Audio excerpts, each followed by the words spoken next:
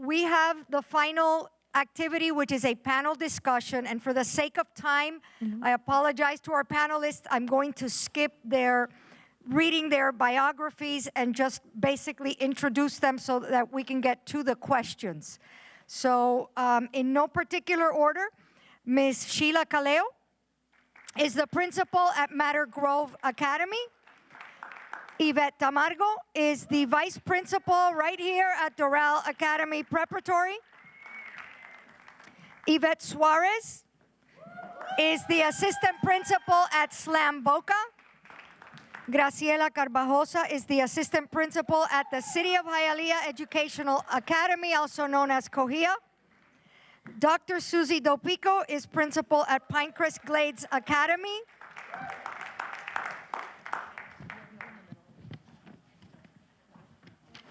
And Danaya Maya is the assistant principal at Somerset Academy, SOMI.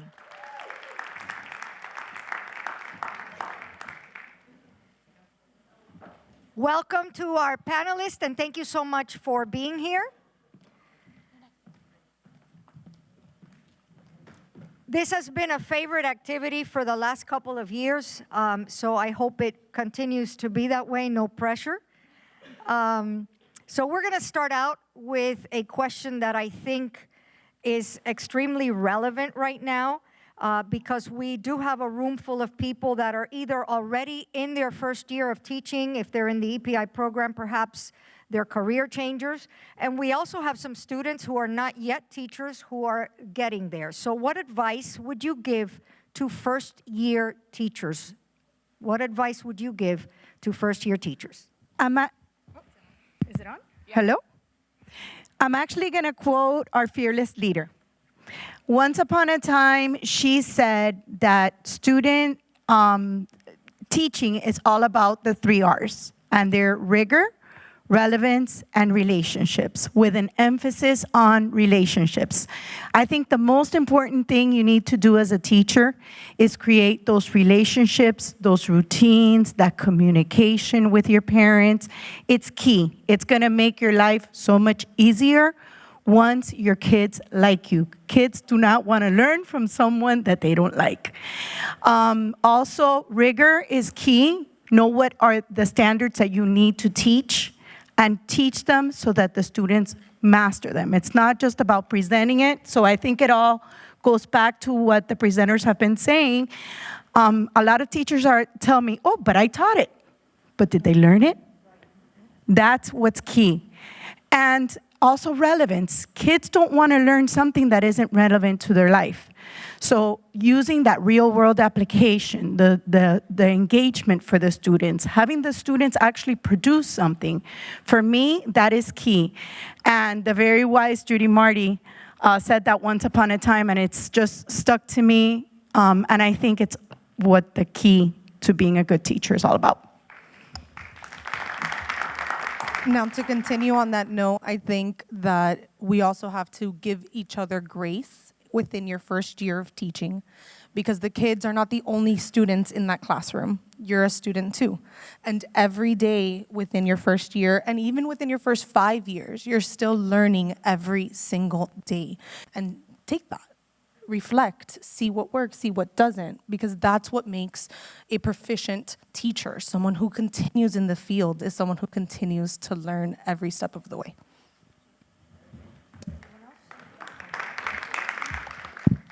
I would also say for the first-year teachers or new hires to a school is seek help.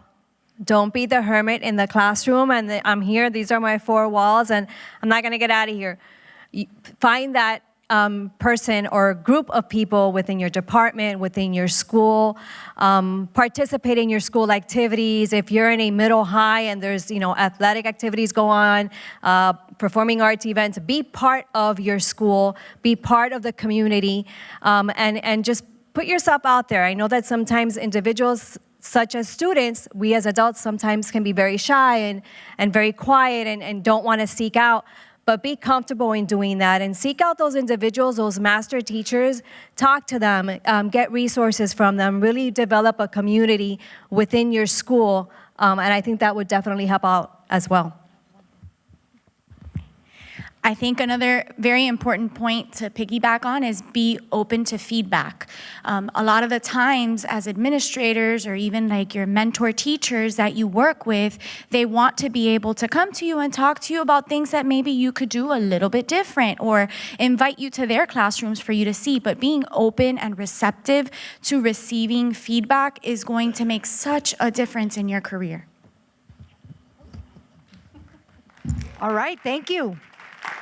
And I'm going to add that it is very important to establish a work-life balance. And I know that's very difficult because we heard a lot of our speakers say that many teachers grade papers well into the night, sacrificing their own personal time, sacrificing their family time. Don't do that. Don't do that. Figure out a way to be able to have that balance and give yourself, someone said, grace. When you don't get it right, and when you completely flounder in a lesson. It happens. Sometimes lessons flop, even with the best of intentions that you had going into it. So give yourself grace and give yourself time with your loved ones. Second question, what would you say is the biggest challenge facing educators today? I feel one of your biggest challenges as a brand new teacher is going to be the confidence in front of the parents. Parents in our society want the best for their child, and you have to really develop that rapport with them in order to get their respect, because they will challenge you. You look young, you're starting your career, and in every school, pretty much parents know what teachers, how long they've been there, what their certification is. You have to win over parents and give them the confidence in your room where you're that teacher in later on in your career that everybody wants their child in your class. And that's something that as a new teacher, that should be what you want to establish. What can I do?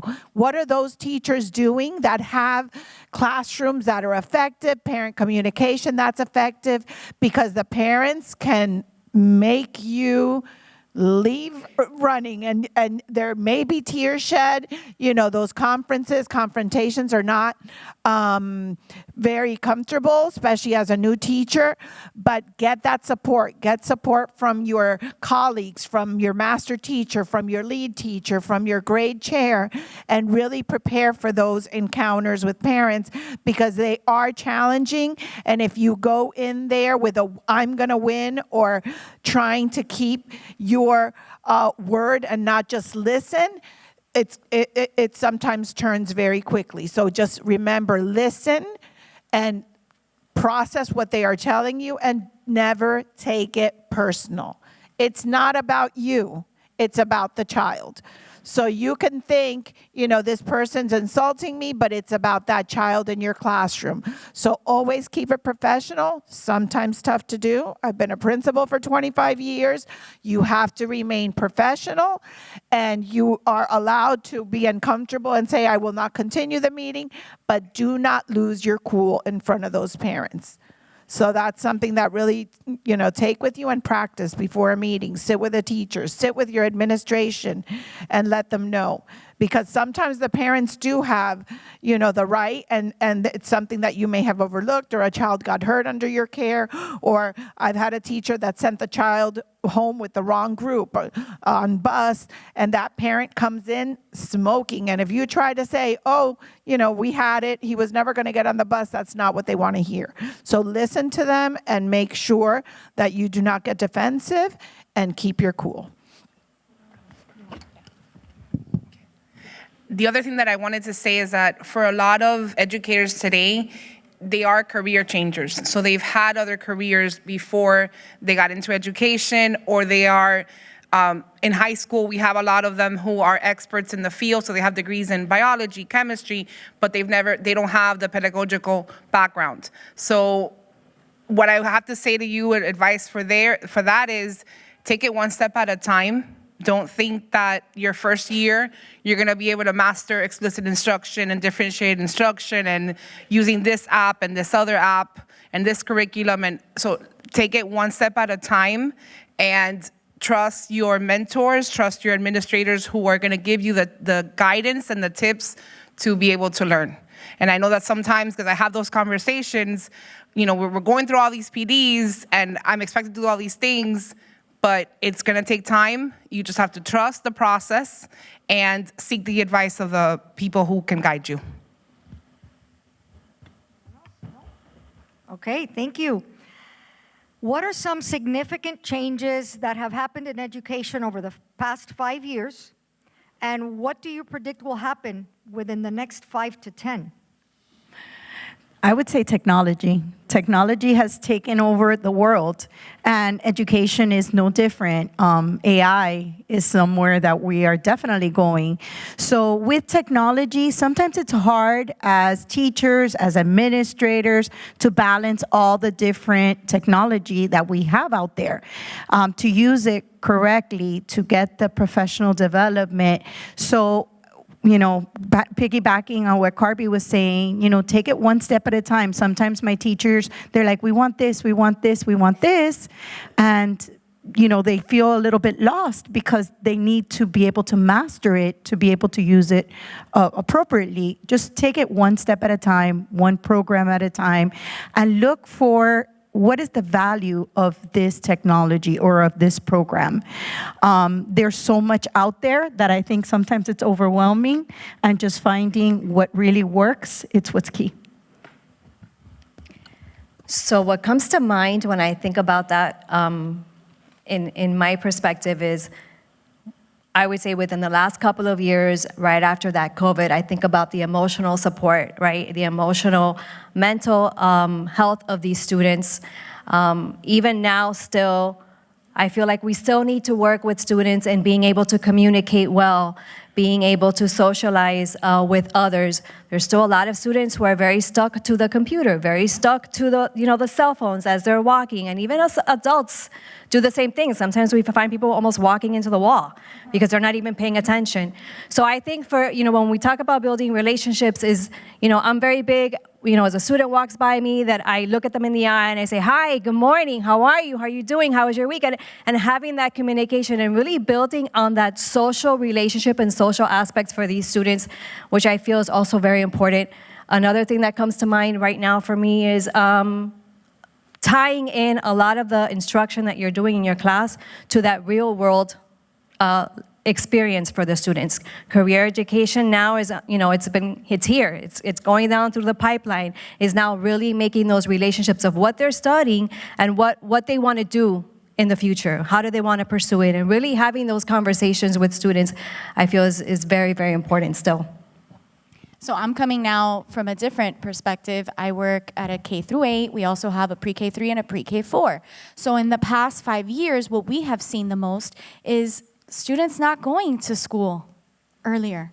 Parents not sending their kids to daycare, and even then, not coming to school with enough background knowledge or preparation that they need to be successful. And that may not always be the case for my school particularly, but across the board, it is very prevalent.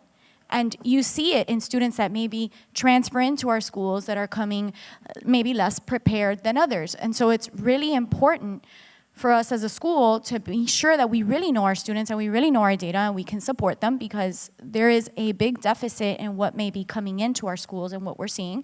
And then you see it throughout as they get older. For us, they take biology in 8th grade. So to get them to that point, those students, some may not be as successful. So we have to work triple hard to make sure that they get to where they need to get to. And something that's also very different is that once we did go into COVID, it was very easy to hide behind a screen, even as teachers, writing emails to parents. And I am the first person when a teacher comes to talk to me, and I'm like, please pick up the phone, call them, tell them with your sweet, sweet voice how much you love their child and what you want to do for them. Because sometimes schools are so disconnected from parents because we have all these other things to worry about, safety, everything. Parents don't get into the building like they used to before. So sometimes they need that connection and that relationship with you to feel more at ease as to what's happening with their students at school. In the last 5 years, I think we've also seen a very big change in the attention span of our students. And I think to kind of like circle back to everything that we've been saying today, having the importance of chunking your lessons, giving to them in chewable bite sizes, is helping them understand deeper, including every strategy we discussed today. And having those embedded in your class from day one, because these students are used to having social media reels that are lasting 50 seconds. And so how can we continue to hold their attention throughout the entirety of our lesson? And for us at our school, we're a 90-minute block. So how can I sit there with our students for 90 minutes and ensuring their success and ensure that they're actually learning throughout the entirety of our time together? Okay, thank you. So we have 6 amazing leaders up here, and I've had the privilege of working with most of them. Do you have any questions for them before we wrap up? Anything that... Does everyone here have a teaching position already? Is there anyone that does not? Raise your hand if you are not a teacher yet. Give them just a really quick, I mean, we have like 2 minutes, so this is a challenge for you. Tell them what you look for. Tell them what you look for when you hire a teacher. We're starting. What do you look for when you hire, like if you had to hire these 3 right here that raise their hands for? What do you look for?